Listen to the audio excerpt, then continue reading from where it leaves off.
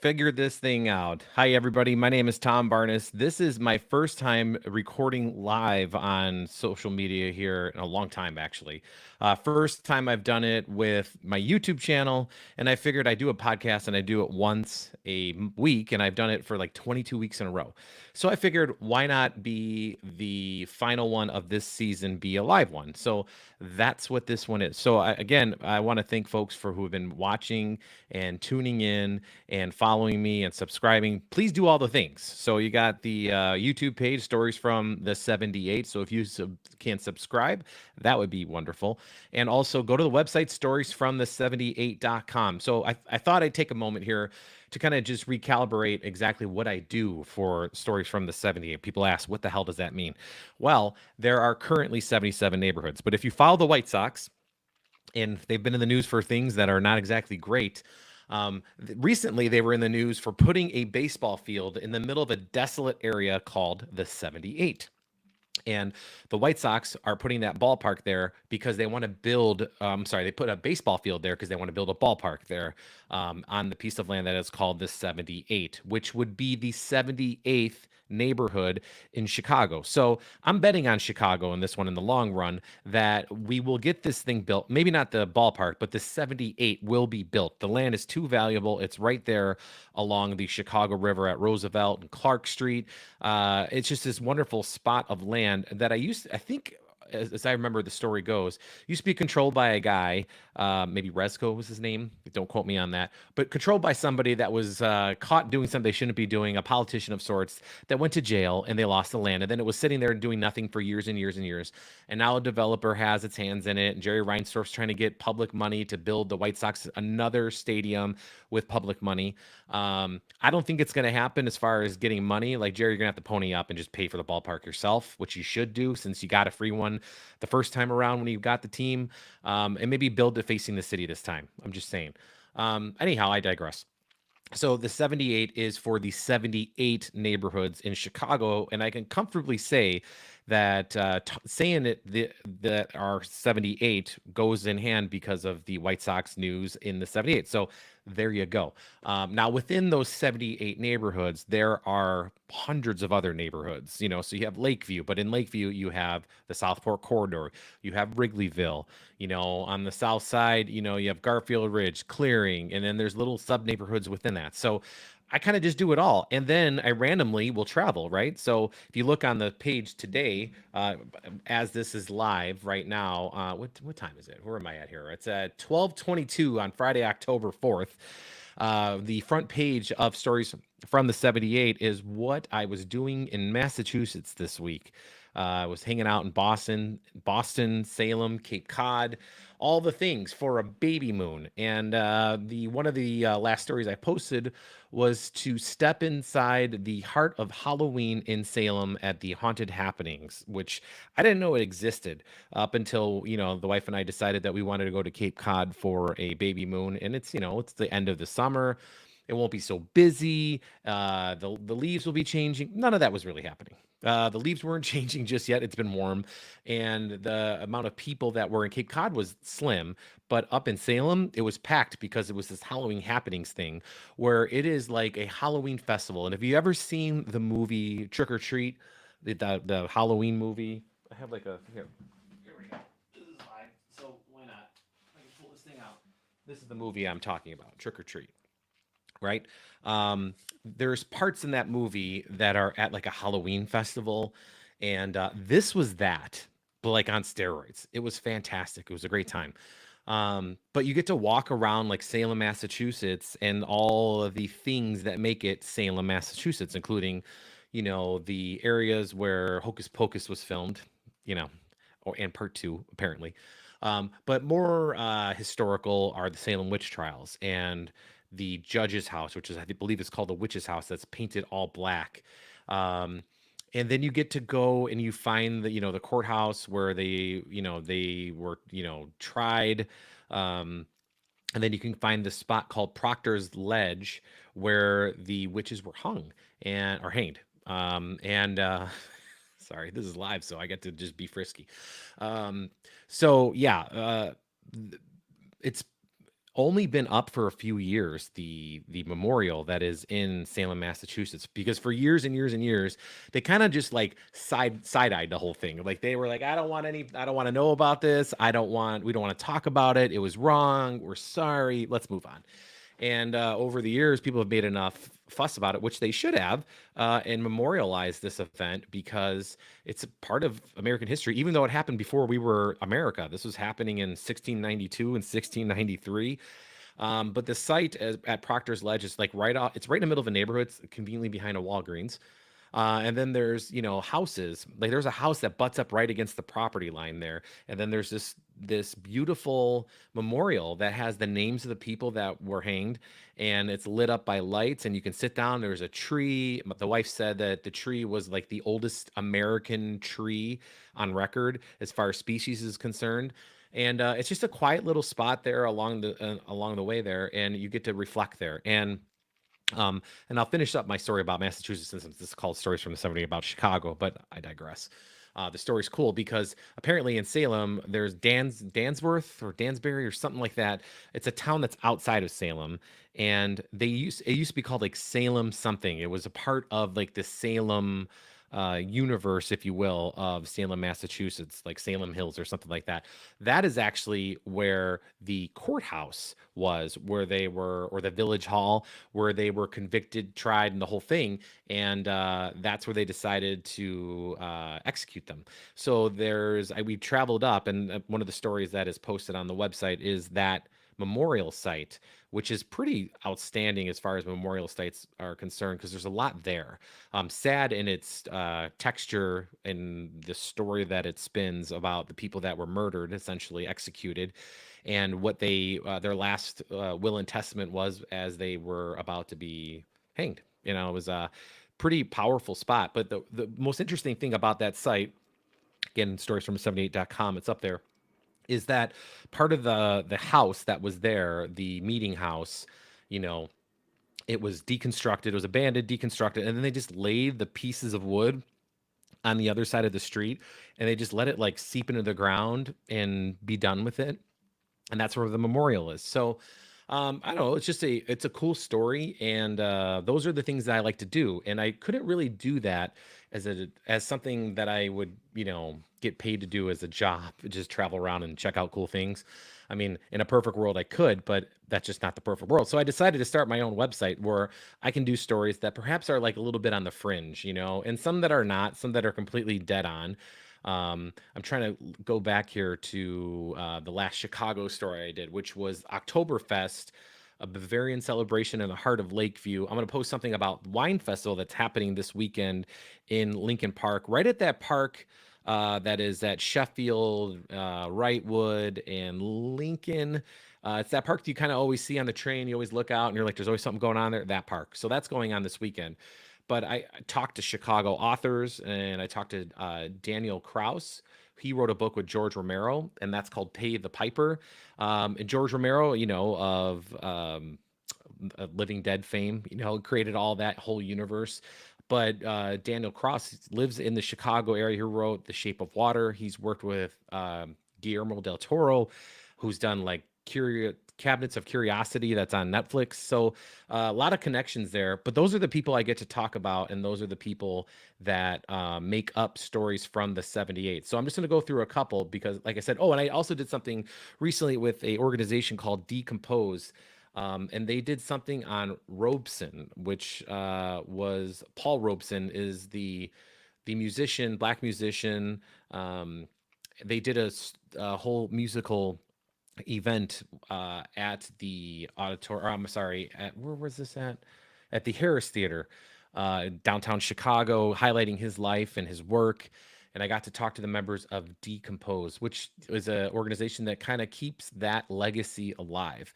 And it was a lot of fun, and I get to talk to folks like that throughout. And then, of course, I do all the fun things that are businesses in the city and people that you can talk about in the city that make the city go. Like, for example, I talked to this gentleman a few weeks back, and his grandfather, I should say, invented the engine that flew the Wright brothers plane. Like, come on. like the Wright brothers. You know what I mean? I'm looking for it on the site because I want to make sure that I reference it correctly here, but I don't. Oh, here we go. And the title, it's a long title, just because I wasn't really, sometimes people post stories because they know it's gonna go viral, man, and all that other stuff. I don't care, honestly, if these go viral or not. These are just fun stories that I like to tell. And I don't do this by myself. I should say that somebody that's been with me since day one, his name is Sean Bush. He designed the website. He put my idea onto the web, and it became this beautiful thing that is storiesfromthe78.com.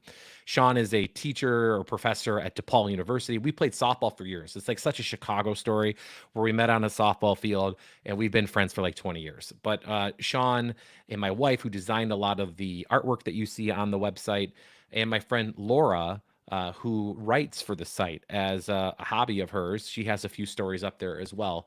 And we write about things that we love. Like Laura wrote this awesome story about the Electric Funeral Bar in Bridgeport.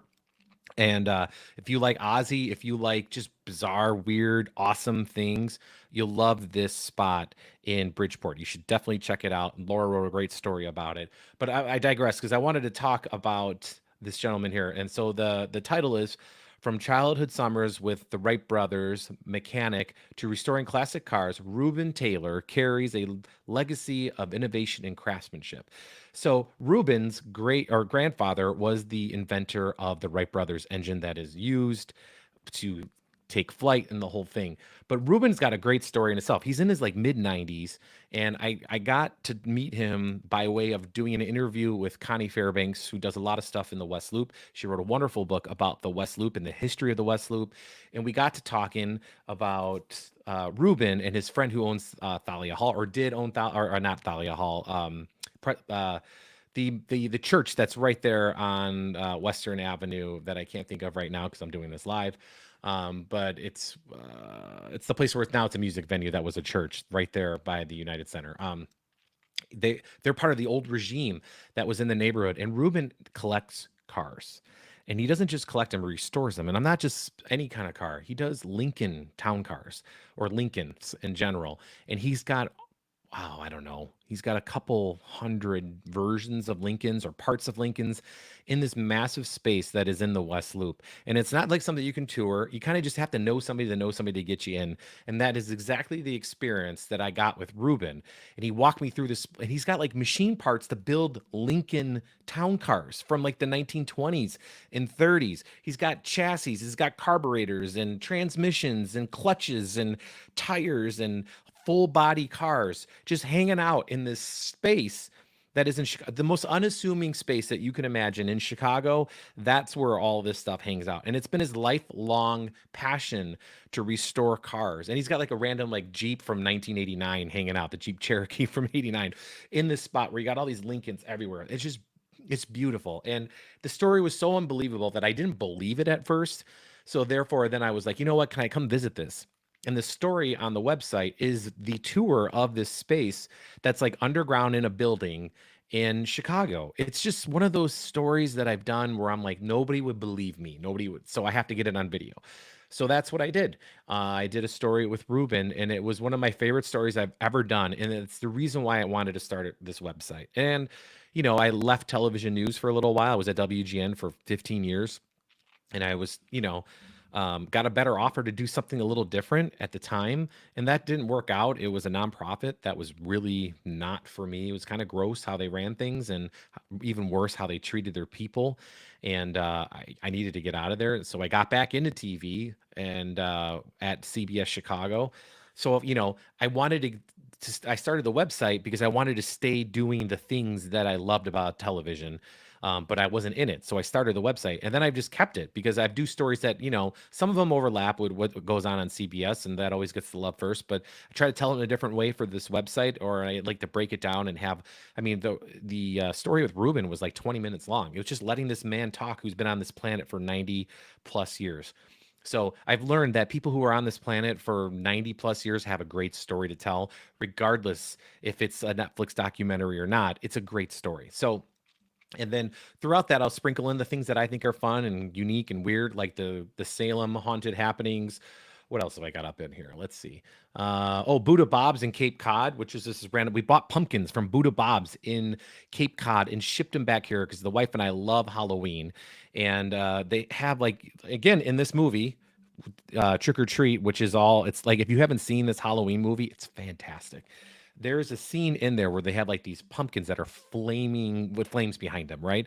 And we saw something. We've always wanted to have something like that, but then nobody makes those except they kind of make something very similar to what we're looking for at Buddha Bob's. So that's what we did. And that's why there's a bunch of stuff from Massachusetts up on the website. I even have a story about the History of Sex Museum. It's up there.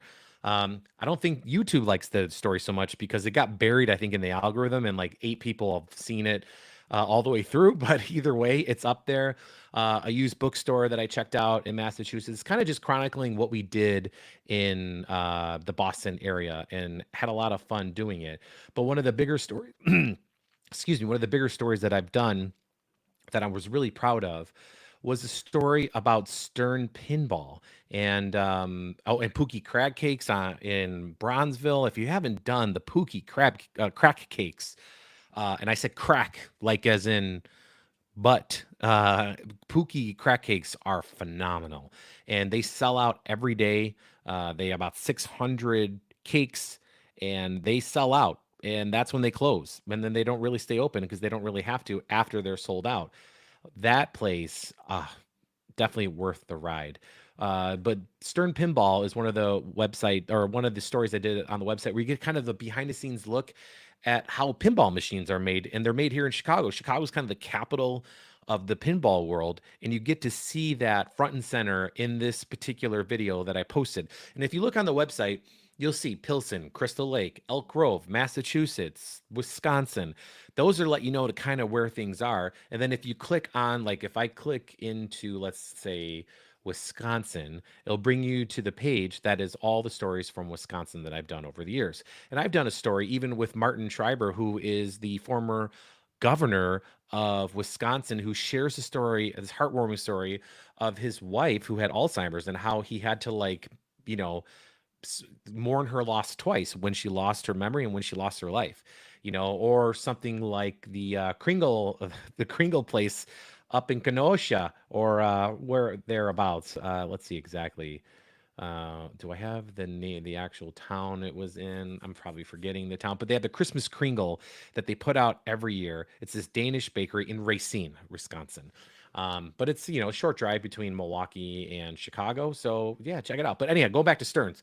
You get to see the behind the scenes tour of the Stern Pinball Factory. It is such a cool thing. And I did the story like last year, like before when I was still working in the nonprofit from hell. And I did it, and I kind of just buried it because I was working at the nonprofit that I hated so much. The story kind of reminded me of working there, so I kind of just sat on it for a long time, and then I was like, "What am I doing?" So I edited, and it was a beast to edit. So I edited the piece and put it out, and there you have it. It's up there, and it's one of the most viewed videos that I posted in this generation that is stories from the 78. So a fun story, fascinating story. And it was right after talking to Emily Bleeker, who I found out randomly that she was an alum at Sandburg High School. At the same time, I was at Stagg High School on Chicago's southwest side there in the burbs, both graduates of the class of 98. But she wrote a book, and we shared a bunch of stories about that. So I go on and I talk about stories that I've done. And I just wanted to say thank you to everybody who's took 5 minutes, 5 seconds to look at the website, watch a video, or if you're watching this now, there might not be anybody watching this now. They could be talking to nobody, but at least it'll be posted and it'll have proof that I did it because I said I wanted to do it, and that's what I'm doing. And I'm going to continue to do it because I love to do it. And I had the support of Mr. Sean Bush and Laura Barnes and Laura P. Neary, that who keeps it going, and I get to travel and see great things about Chicago.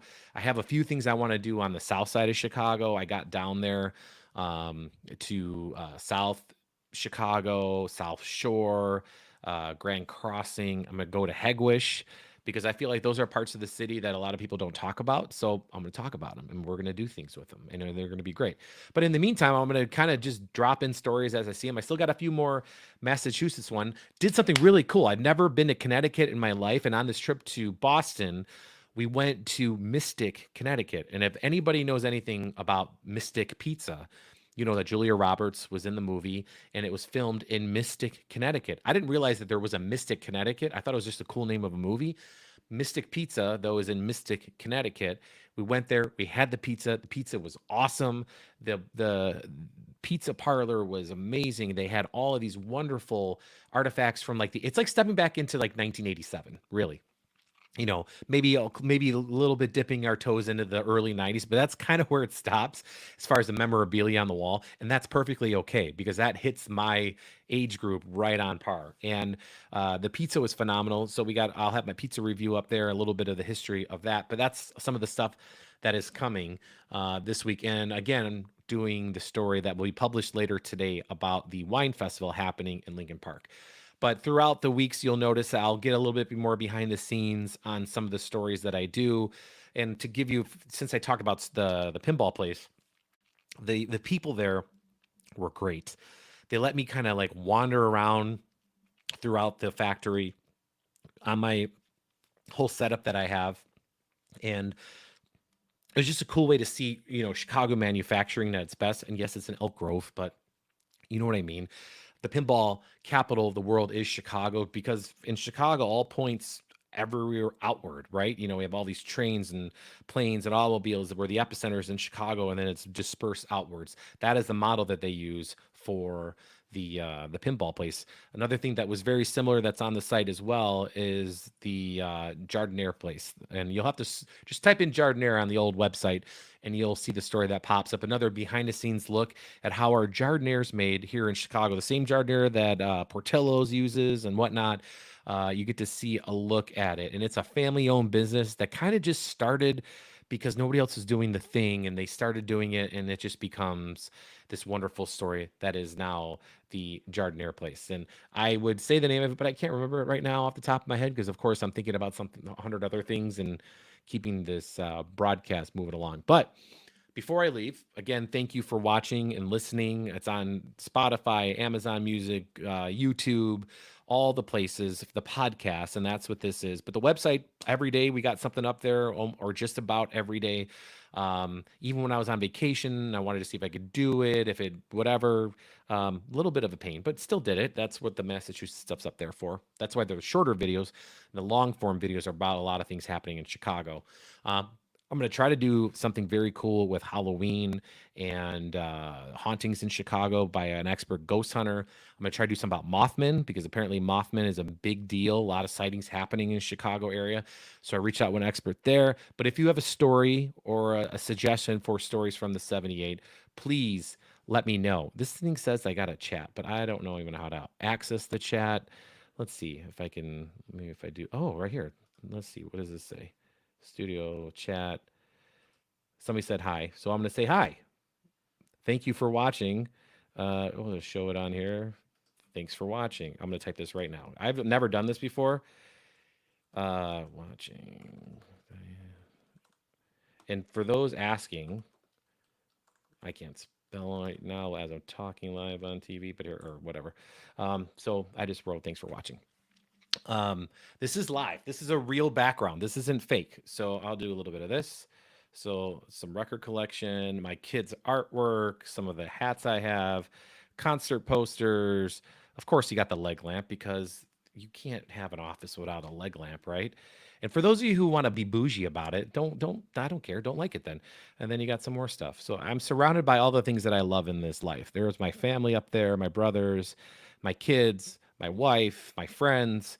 And I got a podcast I'll be doing a little bit later on about my buddy Daryl. And I've been keeping this right here. So Daryl Claiborne, he passed during COVID because COVID killed him. And Daryl was the guy that everybody thought would outlive everybody. We all thought he was going to live to be like 140. Turned out he only lived to be like 43. And yeah, got him. So there's be a whole podcast about that. I think that's what I'm going to do next for this Stories from the 78 podcast. I'm just going to do it about Daryl. But this is the last one of this series for now. There are 22, I believe, episodes of me rambling like this. I hope you find it somewhat interesting, and if you don't, that's fine too. Either way, I'm doing this because I want to. And thank you for watching. Thank you for listening. And again, the website, storiesfromthe78.com. Tell your friends about it. Tell your grandma about it. I'll take whoever I can get. And again, thanks for watching. And I will see you guys for the next season, which will be coming out hopefully by the end of the year. I got a kid on the way, so we'll see what that timing works out as. But everybody that's watched, thank you. Keep watching. Share the videos if you could that are on YouTube. And yeah. Again, just thanks because it's been great. And I will talk to you later. See ya.